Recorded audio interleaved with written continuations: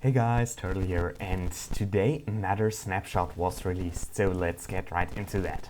So I'm going to begin with two minor changes and then get to the bigger ones, which you can already pretty much see. So at first, if you go into Minecart, usually you had the problem you couldn't push yourself or something, so it was kind of hard to get onto the road. But now you can give yourself a little push just by pressing the forward key. It's not fast, so it's not for traveling across normal rails, but it's pretty nice if you're on one power trail or something like that, and you can just push forward to start moving.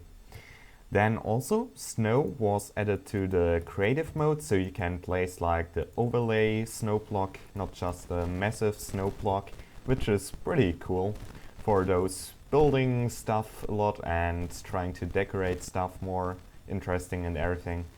Then there's some new sandstone bricks which you can get in those kind of pyramids or whatever you call them.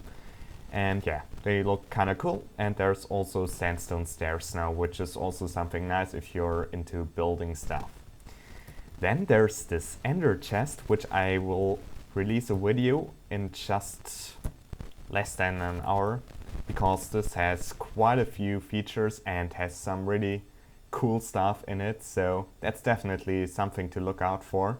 So just wait for it, wait for the next video. You'll see it all there. Then you can stack buckets now if they're empty, so that's something helpful if you don't want to spam your inventory full. And you can also use buckets in the dispensers now. So if you activate the dispenser with a bucket inside, it will put out whatever was in the bucket. So looks like with the lava, it also goes back into the dispenser. And now let's try with the water after the lava is gone. Or let's just remove that real quick. So yeah, after activating it twice, it will also go back into the bucket. So that's a pretty cool feature, but can also be easily done with pistons, pistons are taking 2 blocks of space, and this is only taking one block of space, so I guess that's kind of cool. So then there are those pyramids, which are pretty much the only place to get the new sandstone blocks from, and yeah, it looks pretty empty at first, but if you go down here, you see there's some sort of secret room. I'm carefully go down here because you don't want to know what that is, do you? So in there's quite some cool stuff, and let's see if we're lucky and find something we really want. Nothing in there, nothing in there. Okay, so usually there can also be emeralds in those chests. So let's just do /time_day real quick.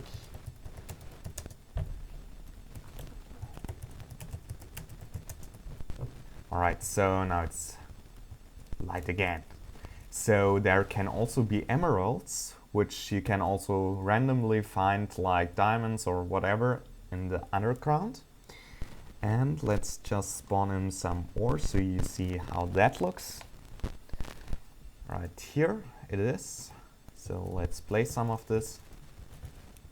And if we now get a pickaxe and change the game mode, to 0, we can mine this, and bling, there it goes, the green emerald out of the red ore, which doesn't make too much sense, but yeah, it's like that, and I guess it's fine. So let's switch back to creative and see the trading system. So I'm not 100% sure if this works with spawned-in certificates, but we'll just try real quick. Why not? Yeah, it works. So if you now go ahead to a certificate and you right-click him, he will have a kind of offer for you. So for example, this villager will give you 1 emerald for 47 rotten flesh. So if we spawn in some more rotten flesh, we can put it in here and get another emerald for it. and we drop the rotten flesh to him, and yeah, that's kind of it. This guy would give you an emerald for coal, but there's also a chance of, for example, getting stuff for the emeralds you're giving them. So if we put in 3 emeralds right here, we get a leather cap. So this is pretty cool. I hope the prices aren't too high, because I'm not sure how many of those emeralds will spawn in future, so it might be pretty rare, so I think the prices should be suitable for that. And yeah, but then it's pretty cool to have some sort of trading system with all those certificates, so they have one more sense at least.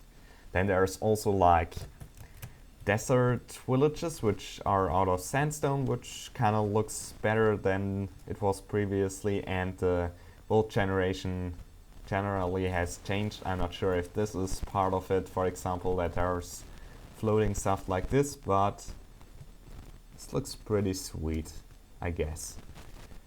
So yeah, that's it for this video. Make sure to check out the next video, where I'll be covering the ender chests, which are pretty exciting and a cool thing to see.